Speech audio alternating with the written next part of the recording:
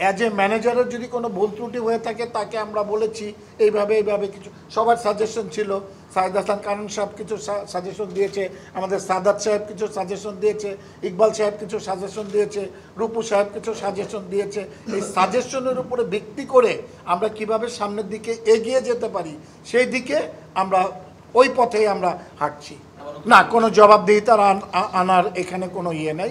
এখানে আমাদের যে ভুল ভ্রান্তি, ভুল ত্রুটিগুলি, সেই ভুল ত্রুটিগুলি সংশোধন করা, নাথিং এলস। যদি আপনি মনে করেন যে ওরা দুজন যদি 23 বছরের ভিতরে হয়, অবভিয়াসলি আপনি 100% দেখবেন। উইন্ডোর সময় যা আমরা কিন্তু আজকের ডিসিশন, আপনারা একটা ক্লিয়ার হন, আজকের ডিসিশন হয়েছে যেটা, আমরা দুইটা জায়গায় আমরা যাব। আমরা দুইটা জায়গায় 23 জায়গায় খেলবে ন্যাশনাল টিমের জায়গায় খেলবে, ন্যাশনাল উইন্ডো খেলবে। এবং ন্যাশনাল টিম যেই টাইমটা এবং 23 যেই টাইমটা একই টাইমে ক্ল্যাশ হয়েছে, যার পরিপ্রেক্ষিতে আমরা ডিসিশন নিয়েছি আমরা দুইটা টিমকেই দুই জায়গায় আমরা পাঠাবো।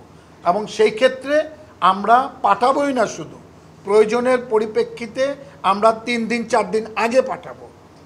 এবং 3 দিন 4 দিন আগে যে আপনারা দেখতেছেন এখন আগের দিন আর এখন আমাদের বাংলাদেশ ফুটবল ফেডারেশন অনেক কিন্তু সজাগ, এবং ন্যাশনাল টিমের দিকে তারা সজাগ দৃষ্টি রেখেছে, মেয়েদের টিমের দিকে তারা সজাগ দৃষ্টি রেখেছে। কিভাবে দেশের মানুষ ফুটবলকে এখন ভালোবাসতেছে, ফুটবলের দিকে মুখ ফিরে এনেছে, আমরা এই দিকে এগিয়ে যাচ্ছি। এবং সারা বাংলাদেশের